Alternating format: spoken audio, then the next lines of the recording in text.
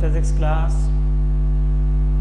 So we were doing the chapter laws of motion, friction का हम concept कर रहे थे. Moving further, now we are doing dynamics of circular motion. It means अगर कोई body circular motion में चल रही है, उसके डायनेमिक्स हम समझते हैं. अभी कौन सी उसके ऊपर फोर्स लग रही है, क्यों वो सर्कुलर मोशन में चल रही है, उसकी एक्सेलरेशन क्या है, फोर्स क्या, ये सारी बातें उसके बारे में हम पढ़ेंगे. कोई भी बॉडी अगर सर्कल में चलती है तो उसकी जो डायरेक्शन है वो हर पॉइंट पे चेंज होती है.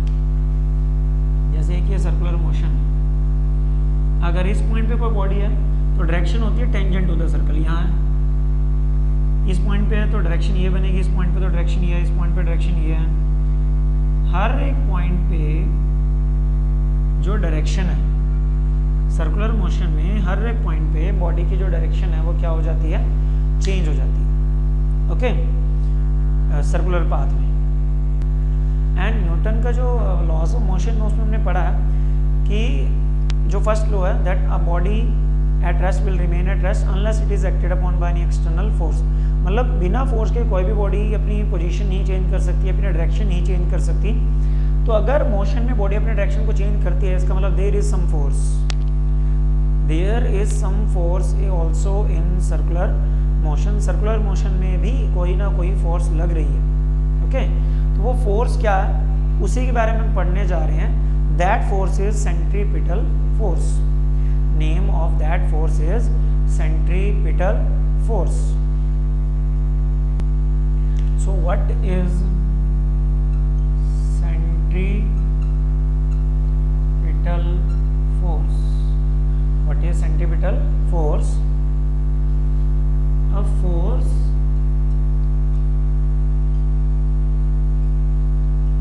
which is required to move an object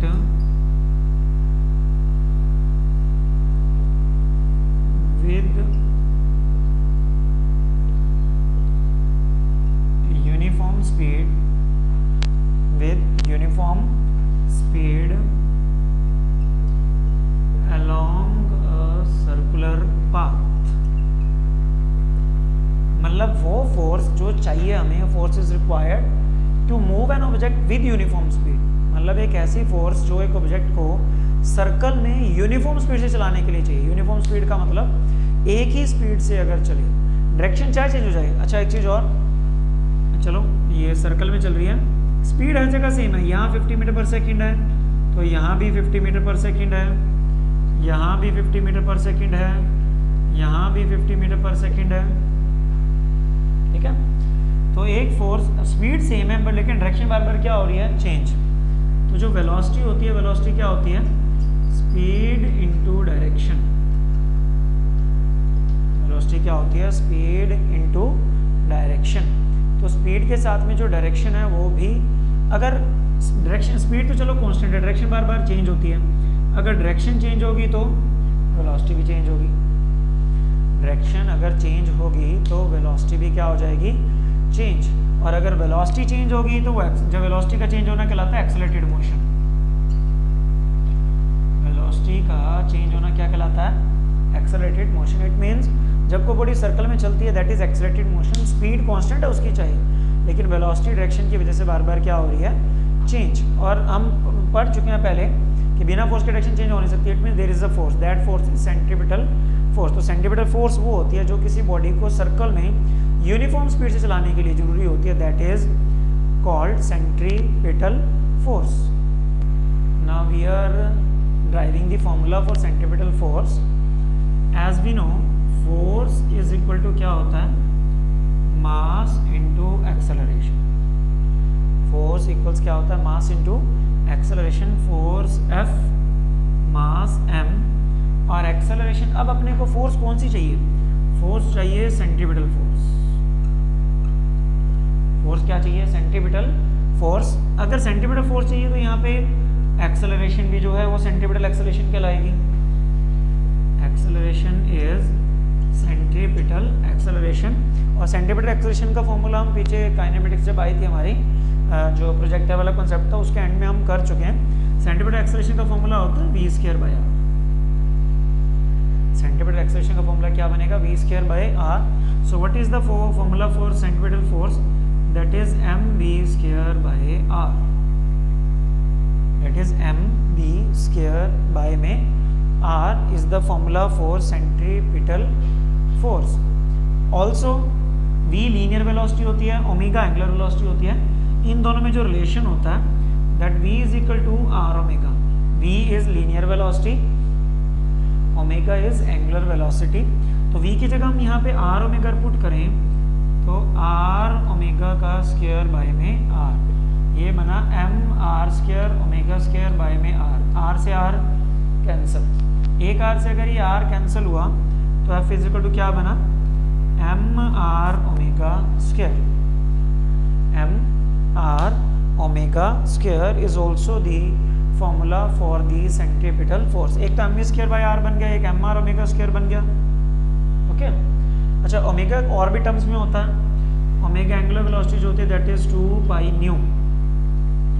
क्या होती है? 2πν न्यू फ्रीक्वेंसी होती है। तो ओमेगा की वैल्यू अगर हम यहाँ पे पुट करें mr ओमेगा की जगह दैट इज 2πν का स्क्वायर, तो यहाँ पे क्या बना? mr2 का स्क्वायर 4π² न्यू स्क्वायर। ठीक है, तो ये भी एक फॉर्मूला बन सकता है फॉर दी सेंट्रीपिटल फोर्स। तो there are lot of formulas for centripetal force. First is mv²/r, m mass, v linear velocity, r is the radius of circular path, जिस सर्कुलर पाथ में बॉडी मूव कर रही है। Second mr omega square, m mass, r radius, omega angular velocity अगर आपको given हो, और mr 4π² nu square. It means अगर फ्रीक्वेंसी गिवन हो तो ये formula for the centripetal force we can use. Okay, so this is the force which is required to move a body in circular path with uniform or constant speed. Now there is another force that is centrifugal force. That force is called centrifugal force. Centrifugal force क्या होती है? देखो, अगर एक body straight जा रही है और आपने उसको सर्कल में लगाना है, सर्कल में चलाना है, सॉरी, तो सर्कल में चलाने के लिए इसके ऊपर क्या लगानी पड़ेगी? Centripetal force. तो सेंट्रीपिटल फोर्स उसके ऊपर लगाई तो वो बॉडी सर्कल में घूमना क्या कर देगी? स्टार्ट। और सेंट्रीपिटल फोर्स हमेशा सेंटर की तरफ लगती है। सेंट्रीपिटल फोर्स हमेशा किसकी तरफ लगती है? सेंटर की तरफ लगती है। ठीक है, अब जो न्यूटन का थर्ड लॉ वो क्या कहता है? There is action and reaction always. Centripetal जो फोर्स है वो बॉडी को सर्कल में लाना चाहती है, ये एक्शन हो गया। तो एक रिएक्शन भी तो होगा, जो रिएक्शन का काम होता है उल्टा उसका काम करना। तो एक फोर्स और लगेगी जो इस सर्कुलर वाली बॉडी को वापस स्ट्रेट लाइन में लाना चाहेगी। दैट फोर्स इज कॉल्ड, जो उसको वापस सर्कुलर में लाना चाहती है स्ट्रेट पाथ में, that is called centrifugal force. So centrifugal force is that force which want to move the body in straight line path from the circular path. Circular path से वापस जो उसको स्ट्रेट लाइन में लाना चाहती है that is centrifugal. तो centrifugal force जो है वो सेंट्रीपिटल के बिल्कुल अपोजिट लगती है। फॉर्मूला सेम होता है, mv²/r ही होता है इसका भी फॉर्मूला, और सेंट्रीपिटल का भी वही है। तो action and reaction are equal and opposite, जो न्यूटन का थर्ड लॉ है उसके अकॉर्डिंग ये दूसरी फोर्स बनती है दैट इज सेंट्रीफ्यूगल फोर्स, जो बाहर की तरफ लगती है। सेंट्रीपिटल लगेगी सेंटर की तरफ, जो उसको सर्कल में घुमाना चाहती है। जो उसके अपोजिट लगेगी that is centrifugal force. So now we are doing the applications of centripetal force. Applications of centripetal force. Applications of centripetal force. Centripetal force की applications. ठीक है, तो जो applications में सबसे पहला ये आता है कि motion of A vehicle on level curved road. सबसे पहली एप्लीकेशन है motion of a vehicle on a level curved road. Motion of a vehicle on level curved road. एक लेवल कर्व्ड रोड, एक बैंक कर्व्ड रोड क्या होता है? Curved road पे गाड़ी टर्न कर रही है, ऑब्वियसली बात है भाई, कर्व्ड रोड जो होगा वो एक सर्कल का ही पार्ट होगा ना, कर्व्ड रोड जो होगा वो भी एक सर्कल का ही पार्ट होगा। तो लेवल कर्व्ड रोड की सबसे पहले बात करते हैं, तो ये एक लेवल कर्व्ड रोड, देखिए लेवल का यहाँ पे क्या मतलब है, एक कर्व्ड रोड है, इसका जो आउटसाइड और इनसाइड वाला सरफेस है वो बराबर लेवल पे, मतलब कोई ऊंचा नीचा नहीं है, ये बराबर हाइट पे हैं दोनों, इनसाइड वाला भी और आउटसाइड वाला भी जो एंड है वो बराबर हाइट पे हैं। तो this is called level curved road, this is called level curved road. अब कर्व्ड क्या हुआ, एक सर्कल का पार्ट है, तो कर्व्ड में जाने के लिए भी क्या चाहिए होगी, सेंट्रीपिटल फोर्स। तो जब एक व्हीकल एक लेवल कर्व्ड रोड पे टर्न करता है तो उसको जो फोर्स चाहिए होती है, फोर्स कौन सी चाहिए, सेंट्रीपिटल फोर्स चाहिए। वो सेंट्रीपिटल फोर्स कहाँ से आएगी, कोई एक्सटर्नल बॉडी तो उसको लगाएगी नहीं, तो वो फोर्स उसके ऊपर कहाँ से लगेगी, ये देखते हैं। ये एक व्हीकल है, एक कार है जो एक लेवल रोड पे टर्न कर रही है, ओके। क्या क्या फोर्सेस इसके ऊपर लगेंगी, सबसे पहले इसका वेट लगेगा डाउनवर्ड जो mg है, ओके।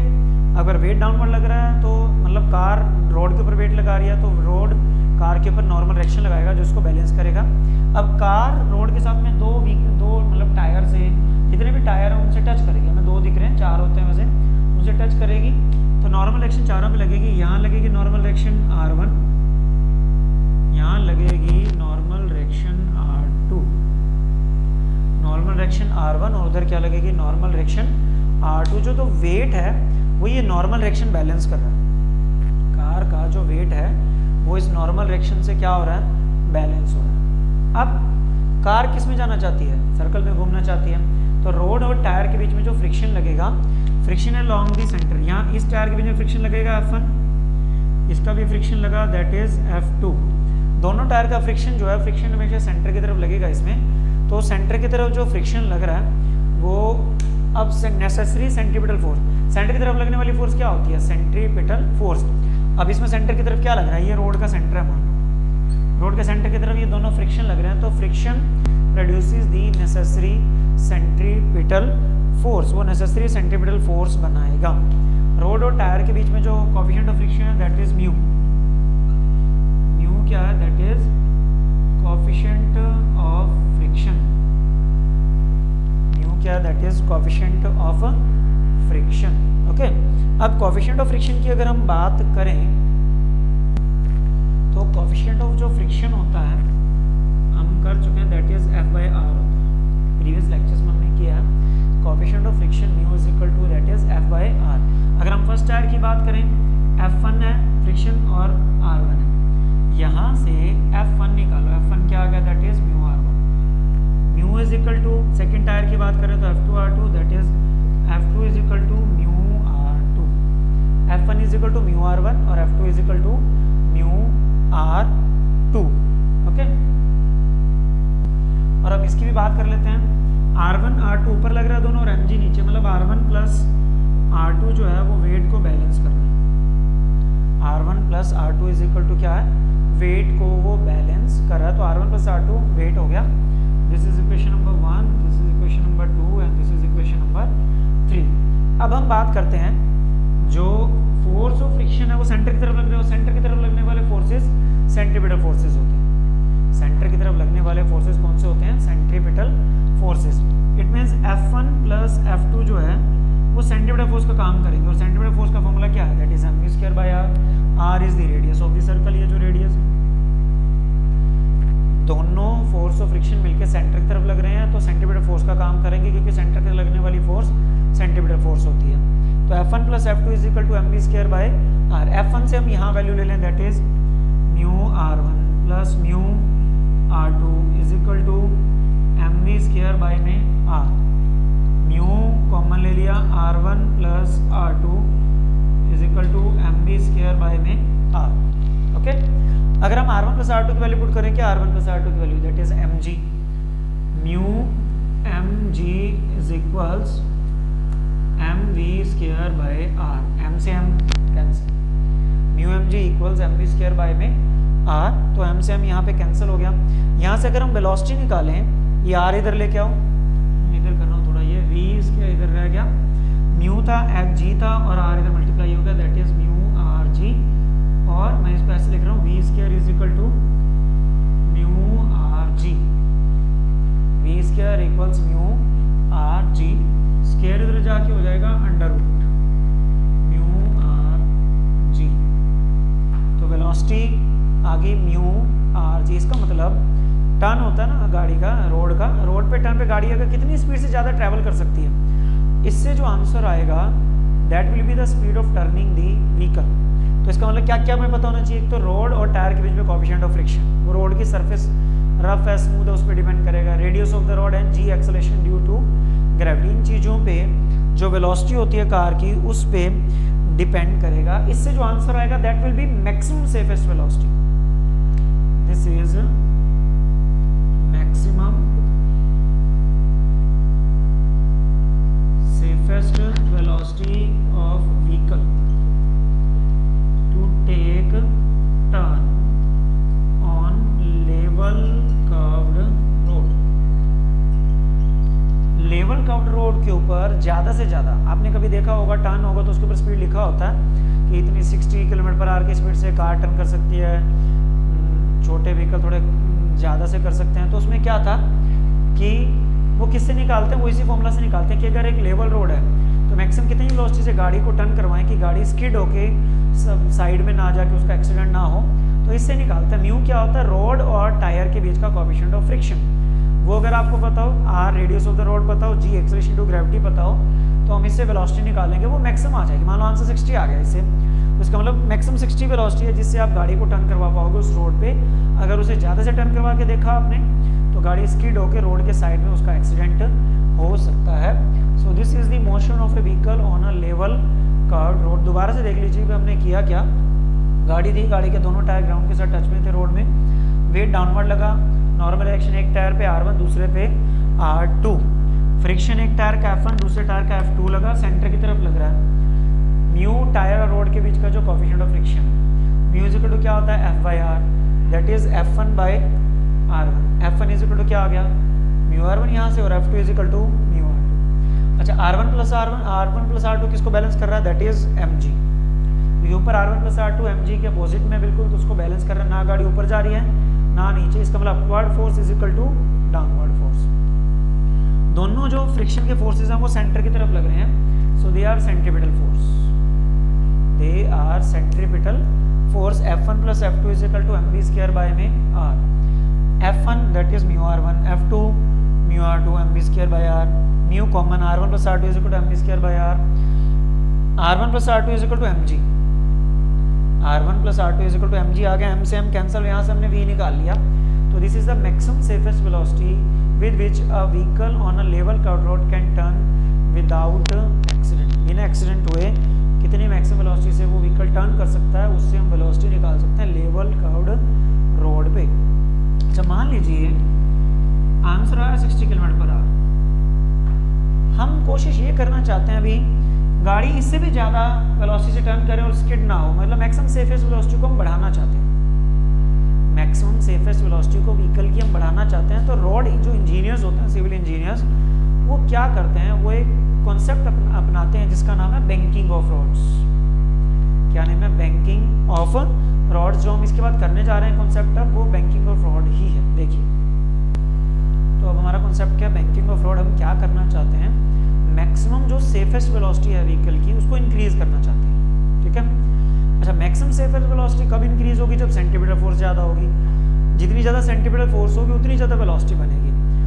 तो जो हमने लेवल कर्व्ड रोड वाला एग्जांपल किया है उसमें सिर्फ फ्रिक्शन था जो सेंटीमीटर फोर्स बना रहा था, तो सारा जो दारोमदार था मतलब सेंटीमीटर फोर्स बनाने का, वो फ्रिक्शन था जो टायर और रॉड के बीच में था। अगर फ्रिक्शन के साथ कोई और कंपोनेंट सेंटर की तरफ लगे, मान लो फ्रिक्शन तो लगी रहे हैं दोनों F1 प्लस F2, कोई और कंपोनेंट उनमें ऐड हो जाए जो सेंटर की तरफ लगे, तो तीन चीज़ें लगी।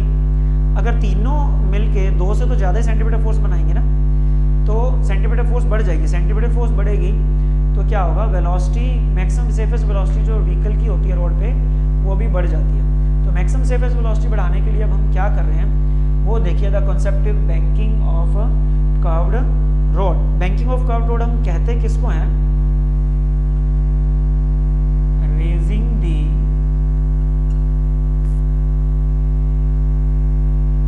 outer edge of rod, raising the outer edge of the rod in comparison to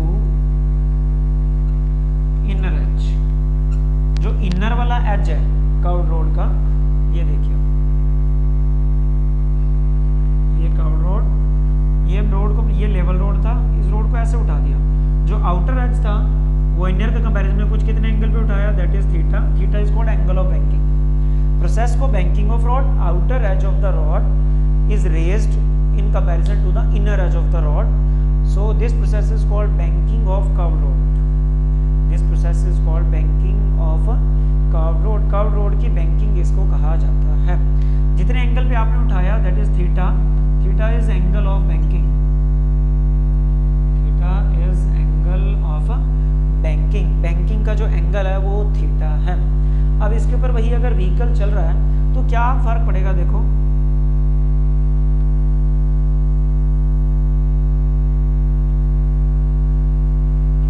ये व्हीकल इस रोड पे चल रहा है, अब वेट तो डाउनवर्ड लगेगा ही लगेगा, ठीक है, वेट क्या लगेगा, डाउनवर्ड। अब जो नॉर्मल रिएक्शन है वो नॉर्मल रिएक्शन वैसे तो R1 और R2 पे लगनी चाहिए, ठीक है, और R1 R2 का दोनों रिजल्टेंट का हमने R ले लिया। ये जो नॉर्मल रिएक्शन होती है, जिस रोड पे बॉडी चल रही होती है उसके परपेंडिकुलर होती है। वेट हमेशा लेवल मतलब ग्राउंड के परपेंडिकुलर होता है। तो ये जो नॉर्मल रिएक्शन है ये वर्टिकल के साथ जो एंगल बना रही है, ये वर्टिकल है, ये एंगल थीटा है। वर्टिकल के साथ जो एंगल बना रही है that angle is theta.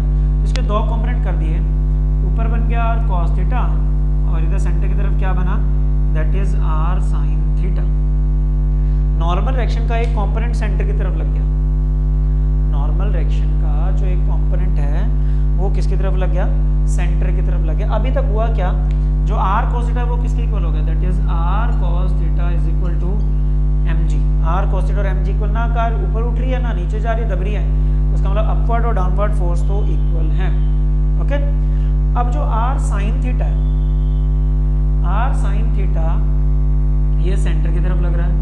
Centre की तरफ लगने वाला फोर्स क्या होता है, that is centripetal force. Centre की तरफ लगने वाला फोर्स क्या कहलाता है, दैट इज सेंट्रीपिटल फोर्स। अगर हम यहाँ पे, चलो ये तो हो गया, ये अकेला ही था, लेकिन अगर हम यहाँ पे फ्रिक्शन भी तो लगेगा, ये फ्रिक्शन सेंटर की तरफ लग नहीं रहा, कुछ एंगल पे जा रहा है, तो हॉरिजॉन्टल से जो इसका एंगल है, मान लीजिए ये एंगल, ये थीटा, तो इसका एक कंपोनेंट हॉरिजॉन्टल और एक वर्टिकल मतलब वेट की तरफ नीचे। तो फ्रिक्शन का एक कंपोनेंट इधर एक नीचे, ये तो r का कंपोनेंट था that is r sin theta, और f का जो कंपोनेंट है that is f cos theta इधर, और f sin थीटा नीचे लगेगा। तो अब हम बैलेंस करने की कोशिश करते हैं। r cos थीटा किसके इक्वल होगा, नीचे कौन कौन से कंपोनेंट लग रहे हैं, mg भी नीचे और f sin थीटा, मतलब r cos थीटा इन दोनों को बैलेंस कर रहे हैं। तो mg प्लस sin थीटा नीचे, f sin theta, mg plus f sin theta r cos theta, इससे बैलेंस हो रही है हमारा। ओके, तो f sin थीटा को इधर ले आओ, r cos theta minus f sin theta is equal to mg। This is equation number 1। This is equation number 1। समझ लो, पहले नॉर्मल एक्शन का कंपोनेंट की r cos थीटा उधर, r sin थीटा इधर, सेंटर की तरफ, तो सेंटीमीटर फोर्स बनाएगा। फ्रिक्शन इधर लग रहा है, तो हॉरिजॉन्टल से कुछ एंगल पे एंगल थीटा, इधर f cos थीटा, जिधर एंगल होता है उधर cos थीटा, दूसरा f sin थीटा, तो ये f cos थीटा और f sin थीटा नीचे लगा, तो r cos थीटा किसके इक्वल हुआ, mg plus f sin theta.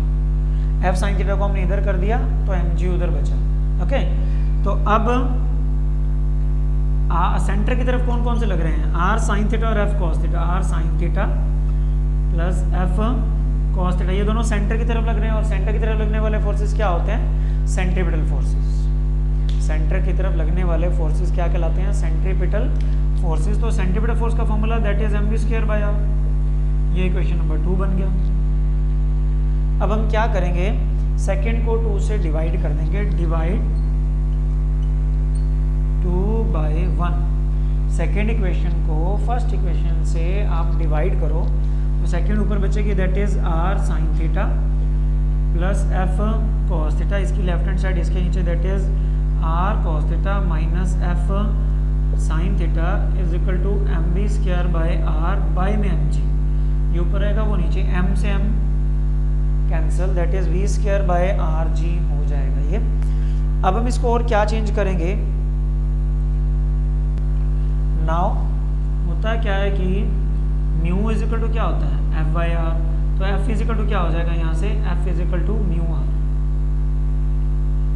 F is equal to क्या आ गया म्यू आर, तो जहाँ पे एफ है वहाँ म्यू आर लिख देते हैं, ठीक है। तो क्या बनेगा देखो, this will become r sine theta minus यहाँ सॉरी प्लस है एफ की जगह mu r cos theta by में r cos theta minus mu r sine theta is equal to v square by r g. तो जहाँ f था यहाँ पे f म्यू आर कर दिया, यहाँ पे f म्यू आर कर दिया। अब ऊपर देखें तो r कॉमन आ रहा है, नीचे देखें तो भी r कॉमन आ रहा है, तो अगर हम कॉमन निकाल लें यहाँ पे तो ये क्या बचा, r क्या बन गया sine theta plus mu cos theta, sine theta plus mu cos theta divide by r, इसमें भी कॉमन आया तो ये क्या बचा that is cos theta minus mu sine theta, cos theta minus mu sine theta equals v square by r g. R से r क्या हुआ कैंसल, आर से आर हमारा क्या हो गया कैंसल। अब आपने क्या करना है, आर से आर कैंसिल करके ये आपने इसको ऊपर और नीचे कोस थीटा से डिवाइड कर देना है, okay. Dividing numerator and denominator by cos theta, cos theta से आप डिवाइड कर दो न्यूमरेटर को भी और डिनोमिनेटर को भी। डिवाइड करने क्या बनेगा, जैसे साइन थीटा था साइन थीटा बाय में cos theta plus mu cos theta by cos theta by में cos theta by cos theta minus mu sine theta by cos theta is equal to v square by में r g. अगर हम बात करें ये cos से cos cancel हो गया, ये कोस से कोस कैंसिल, तो साइन बाय कोस क्या बन गया tangent theta plus mu by में 1 minus mu tangent theta is equal to v square by r g. Tangent theta plus mu divide by 1 minus mu tangent theta equals v square by में r g. अगर हम यहाँ से we square की value निकालना चाहें, मैं left right side को लेफ्ट लिख रहा हूँ, वी स्क्वायर इधर छोड़ के क्या बन जाएगा आर जी into tan theta plus mu और 1 माइनस म्यू टेंजेंट थीटा।